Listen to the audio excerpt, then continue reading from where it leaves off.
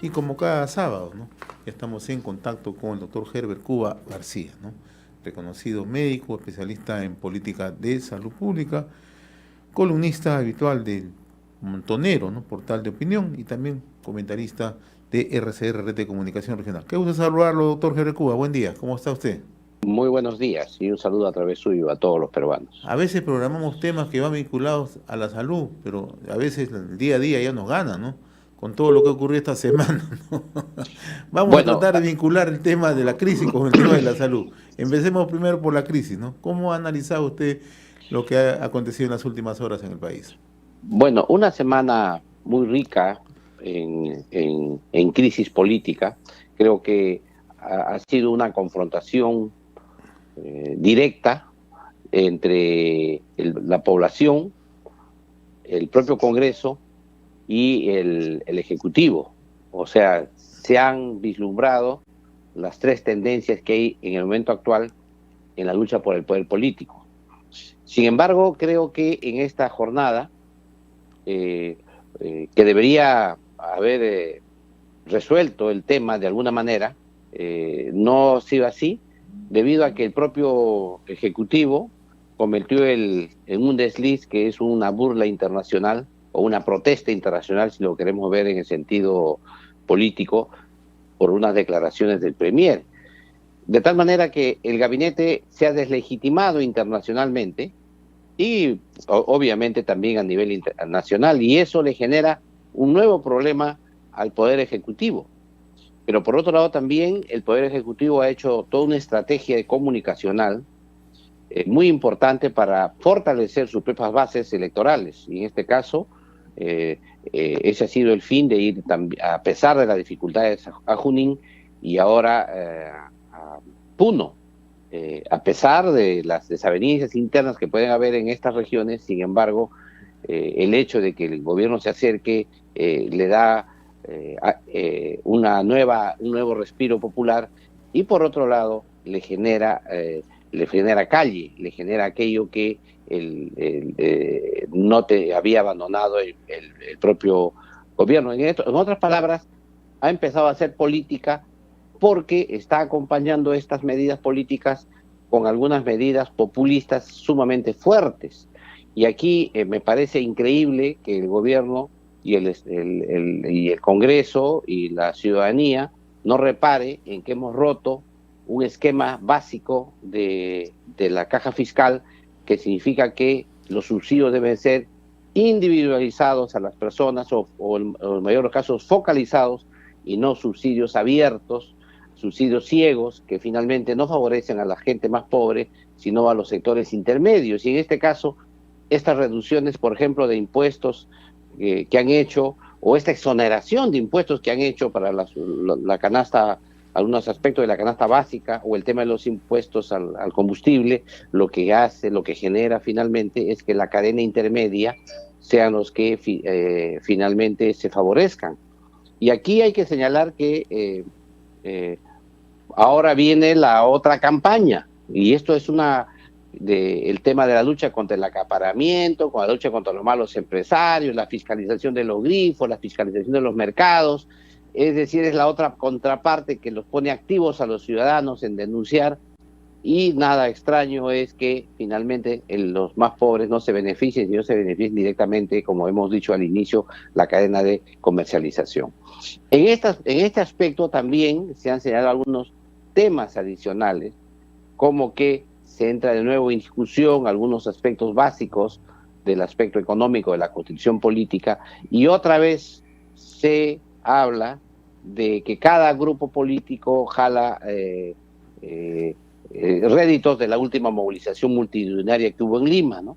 A tal punto que algunos sectores señalaban que era una marcha para sacar a Castillo, como que efectivamente eso fue la voz mayoritaria de esa marcha, pero por otro lado señalan que no, que lo que se pasa es que el presidente Castillo no cumple sus compromisos, y por eso es que la población había salido a marchar, y por lo tanto lo que le compete ahora al presidente es cumplir sus compromisos que tenía con su agenda electoral.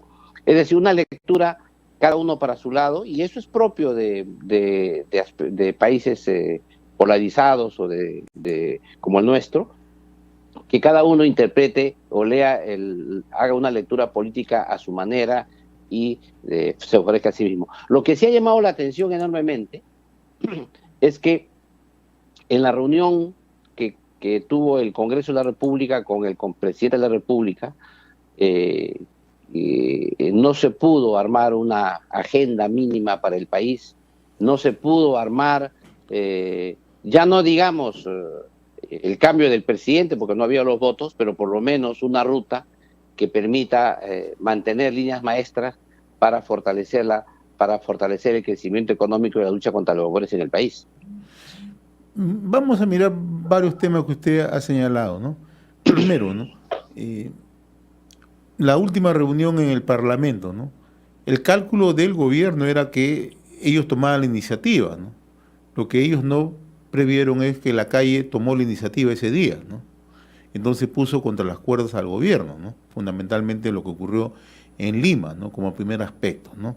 Y el otro tema que usted ha mencionado, que no puede quedar al margen, es que el gobierno empieza a hacer política, pero con una carta populista muy peligrosa, ¿no? Bastante peligrosa, ¿no? Y si hoy nos remitimos a lo que dice el diario Correo, ¿no? El diario Correo con todas sus letras dice los topos en el Congreso. Ya empieza a hablar ya de cómo se van alineando las fichas o los congresistas, para que no suene despectivo, cómo se van alineando los congresistas, ¿no? En el nuevo tablero, ¿no? Como Acción Popular, ¿no? Ya dejó de lado esa ambivalencia para tomar una posición, ¿no? Como congresistas de Alianza por el Progreso también han tomado posición, no todos, pero por lo menos 3, de acuerdo a lo que dice el diario Correo, y también Podemos, ¿no? Entonces, en ese escenario, ¿no? Vamos a transitar en los próximos meses en plena elecciones municipales y regionales, ¿no? ¿Cómo mira usted ese panorama? Mire, en principio fue una muy buena actitud la que hizo la presidenta del Congreso cuando citó al presidente de la República al Congreso de la República. Pero ese triunfo dilapidó su capital político también, porque en el momento que se encuentra el presidente de la República reunido con la Junta de Portavoces en el Congreso de la República, y tienes una multitud en las calles, lo que correspondía en ese instante es que esa reunión de Junta de Portavoces se convierta en una reunión de pleno del Congreso. Al reunirse en una reunión de pleno del Congreso, con la multitud afuera, se tomaban las decisiones que hubiesen sido distintas a las que han salido. Lo que ha ocurrido ahora es que el presidente el resultado de esa falta de visión política del momento, de esa viveza de política que debió haber en ese momento, el resultado de esa omisión, lo que ocurrió es que se presentó como que el Congreso protegió al presidente Castillo frente a las marchas de los ciudadanos. Y en ese caso entonces ya la multitud tomó conocimiento de que el Congreso no tiene ninguna capacidad de vacar al presidente, pero mucho menos actitud de hacerlo, ni de enfrentarlo. A tal punto que la moción que pide que le exhorta a la renuncia solo obtuvo 63 votos. Es decir, una moción débil, una moción que realmente lo que demuestra es que es una minoría la del Congreso la que le pide su renuncia. Ese es un primer concepto que hay que tenerlo claro. El segundo concepto es que ambos poderes, el Poder Ejecutivo y el Poder Legislativo, han competido por quién es más populista. ¿Cómo modificamos nosotros? ¿Cómo se modifican las normas de tal manera que hagamos esos famosos subsidios ciegos que teníamos en la década de los 80? De que tanto esfuerzo ha costado salir, porque es obvio que cuando tú otorgas un subsidio es más difícil retirarlo después. Pero también hay que señalar que en el momento que el Poder Ejecutivo entre en sus contradicciones contra la población, había dos lecturas ahí. Una es salir a socorrer al Ejecutivo para que pueda mantenerse la gobernabilidad, o la segunda es hacerse a un lado para que el Ejecutivo resuelva los diferendos con la población y tú mantienes una posición expectante con la finalidad de fortalecer la democracia en el sentido de que si es que algo ocurre, tú tengas la opción de poder hacer lo que se llama la sucesión gubernamental. Pero eso no ha ocurrido. Lo que ha hecho el Poder Ejecutivo con el Congreso, se han puesto de acuerdo, han logrado una agenda mínima, ahora están trabajando un programa populista, como ya se ha observado, y claro, la gente no lo va a rechazar porque lo necesita. Como en todo populismo, la gente necesita los subsidios del Estado generalizados, que es como se presentan ahora, y además se agrava con la crisis internacional, lo que permite que el manejo del populismo tenga una mayor opción de beneplácito por parte de la población. Esta crisis internacional, que ha generado crisis energética y crisis alimentaria en el mundo entero, se repercute en el Perú con mayor magnitud, debido a que tenemos un país sumamente informal, hasta en Lima hasta un 80% de informalidad, y en Puno, como hemos visto el día de ayer, hasta un 90% de informalidad, lo que hace que estas medidas puedan funcionar muy bien en el país. Esto lo que ha traído como consecuencia finalmente es que impide que el gobierno pueda ejecutar las políticas públicas en modo adecuado, porque es obvio que para ejecutar políticas públicas requiere financiamiento. Y como es natural, en esta circunstancia, debido a estas medidas populistas, las capacidades de financiar las políticas públicas de los sectores va a estar disminuida. Y aquí en este caso concreto pongo como ejemplo al Ministerio de Salud, que como todos sabemos el sector salud tiene 10.000 millones menos de presupuesto para el año 2022 que el año 2021. Si esto así se inicia, ¿de dónde va a sacar la caja fiscal dinero para poder enfrentar la crisis que se avecina en el sector? Y pasé por alto, no tomé en cuenta el incremento del sueldo mínimo, que también va a la limón con todas estas medidas que se han tomado con la finalidad de que la gente de alguna manera diga, bueno, Castillo está haciendo, nos está dando, estamos en crisis y recibimos, aunque sea poco, pero lo está haciendo y hay que apoyar más bien al presidente. Yo creo que esa es la acción política importante que ha cambiado en el curso de esta semana. Una acción más decidida de hacer política y política con la gente, pero una política populista. Ahora, veamos el tema de salud, doctor Herbert Cuba, ¿no? Tenemos nuevo ministro de Salud, ¿no? Y van a tener que enfrentar retos, y vaya qué retos, ¿no? Porque también, o sea, este es un gobierno que se ha caracterizado por su poca transparencia, ¿no? Y en el Ministerio de Salud, hay que decirlo con nombre propio, la transparencia es precisamente lo que no distingue a ese sector, ¿no? Creo que el reto es grande por dos motivos, porque tiene dos corsés, digamos, dos impedimentos, dos aspectos que son inamovibles para el ministro que entra. Primero, que tiene que continuar la línea de acción que había propuesto el exministro Condori, por dos motivos. Primero, porque la resolución que cesa al ministro Condori le da las gracias por sus servicios prestados, es decir, lo estaba haciendo bien. Y segundo, porque proviene de la misma cantera política.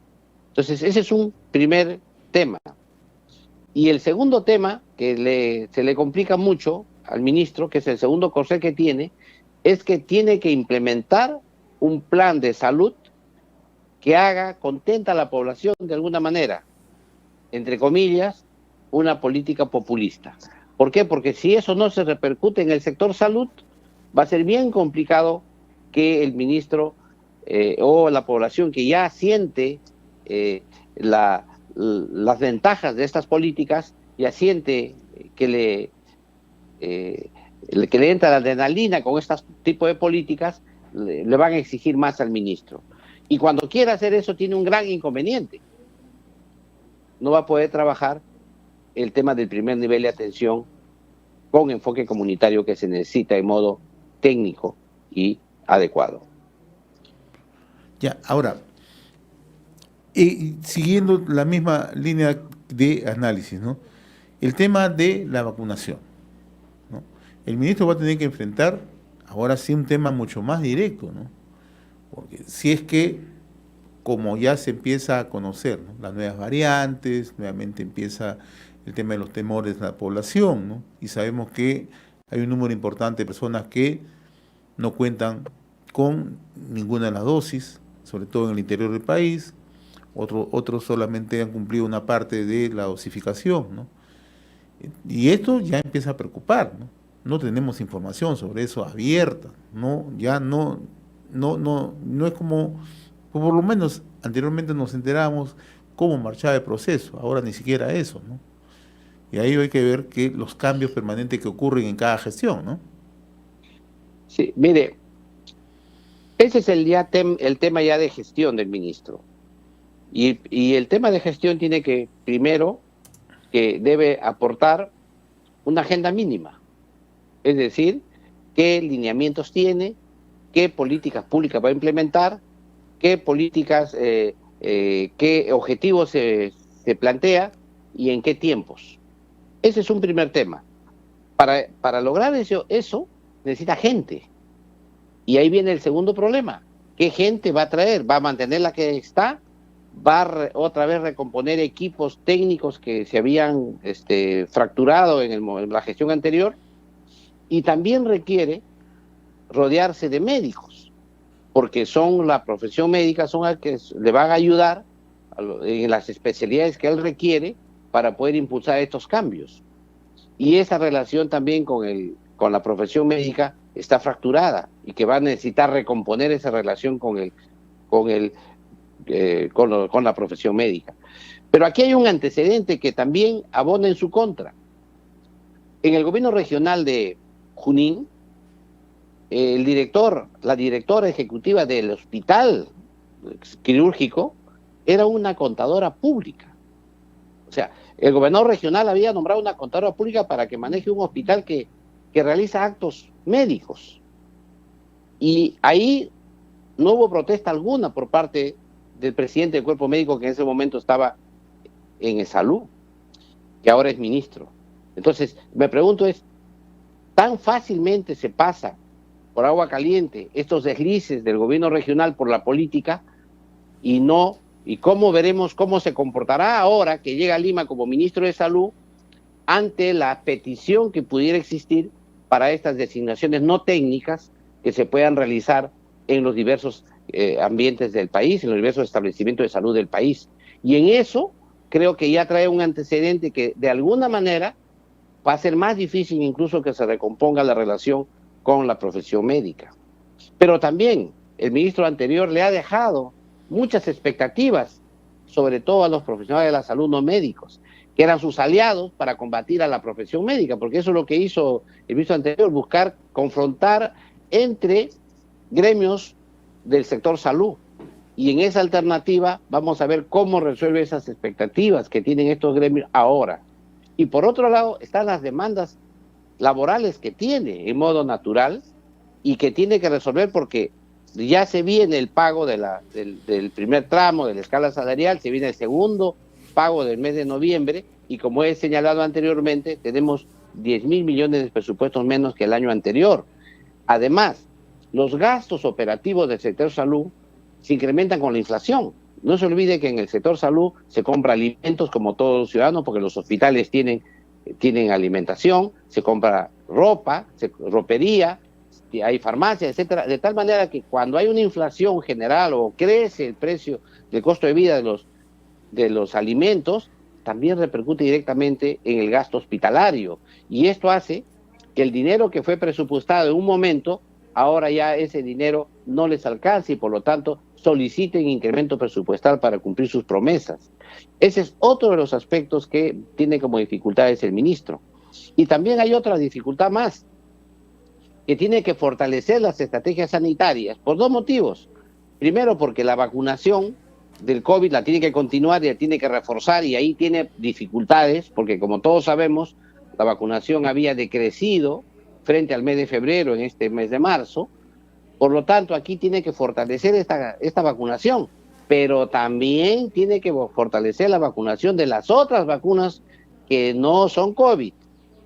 Y además tiene que fortalecer las estrategias sanitarias, porque como todos sabemos, a raíz de que la pandemia ya ha disminuido y ahora se discute de si vamos a entrar o no a una endemia, han aparecido las otras epidemias que tenemos en el país, como el dengue, como el coxsackie, como la malaria, como etcétera, etcétera, que el gobierno va a tener que enfrentar, y ahí tiene que volver a armar equipos, volver a trabajar, retomar esas acciones que de alguna manera fueron postergadas.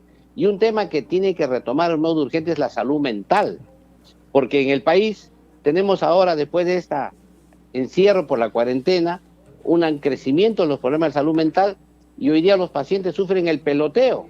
Por un lado, los hospitales públicos le dicen ya no se hospitalizan por pacientes psiquiátricos porque ahora tienen que ir a su familia, la familia no los quiere tener porque obviamente es un gasto adicional, hay conflictos, no saben cómo manejar esas situaciones que son realmente difíciles, y en ese peloteo están los pacientes que tienen que enfrentar de alguna manera también el actual ministro. Muy bien, doctor Herbert Cuba, como siempre yo le agradezco la amabilidad de compartir estas reflexiones cada fin de semana con RCR de Comunicación Regional. Ha sido un gusto conversar con usted, muy amable. Muy agradecido, se nos han quedado una serie de aspectos más en el tintero, que espero que la próxima vez podamos continuar. Un abrazo. Muy agradecido, una vez más. Gracias.